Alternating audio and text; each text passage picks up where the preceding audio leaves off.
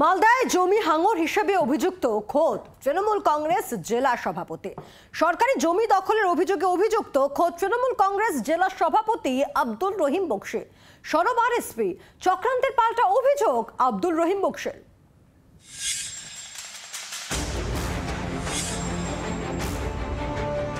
সরকারি জমি দখলকে কেন্দ্র করে তীব্র চাপানুতোর আরএসপি বনাম তৃণমূল। অভিযোগের সূত্রপাত 2008 সালে বাম আমলে লিজ নেওয়া একটি জমিকে ঘিরে। বাম জমানায় রাজ্যের সেচ মন্ত্রী ছিলেন সুভাষ নস্কর। সেই সময় তার অনুমোদনে ওই জমিটি লিজ নেন বর্তমানে মালতীপুরের বিধায়ক ও তৃণমূলের জেলা সভাপতি আব্দুর রহিম বক্সি। তিনি নিজের NGO north Malda rural development সোসাইটির নামে জমিটি লিজ নিয়েছিলেন। 2011 সালে আরএসপির বিধায়ক নির্বাচিত হন রহিম সাহেব। তারপর তিনি আর ওই জমির লিজের পুনর্নবীকরণ করাননি, অথচ ওই জমিতে নিজের কিন্ডারগার্টেন স্কুল খুলে ব্যবসা শুরু করে দেন।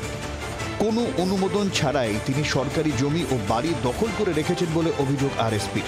ইতিমধ্যেই আইনানুগ ব্যবস্থার দাবি জানিয়ে বিভাগীয় মন্ত্রী মানুষ ভূঁইয়া ও প্রতিমন্ত্রী সাবিনা ইয়াসমিনকে চিঠি দিয়েছে আরএসপি নেতৃত্ব। তৃণমূলের মালদা জেলার তৃণমূলের বর্তমান সভাপতি মালতীপুরের বিধায়ক আব্দুল রহিম বক্সি, তিনি 2019 সালের আগে পর্যন্ত আরএসপিতে ছিলেন। আরএসপি থেকে মালতীপুরের বিধায়কও হয়েছিলেন এবং তিনি 2008 সালে এই রতুয়াতে যে সেচ দপ্তরের একটা পরিত্যক্ত বাংলো ছিল, সেই বাংলোটা লিজে নিয়েছিলেন।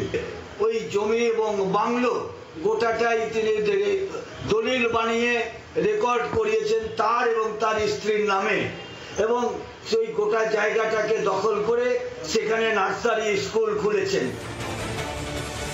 অভিযোগ অস্বীকার করে চক্রান্তের অভিযোগে সরব আব্দুর রহিম বক্সি।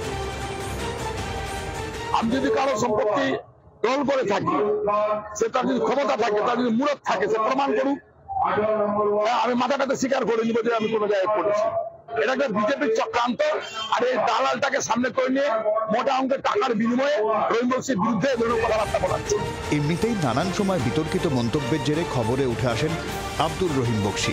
এবার জমি চুরির অভিযোগ তার বিরুদ্ধে। জেলা তৃণমূল নেতৃত্ব কি ব্যবস্থা নেবে সেটাই দেখার। মালদা থেকে রণজয়ের রিপোর্ট, জি 24 ঘন্টা।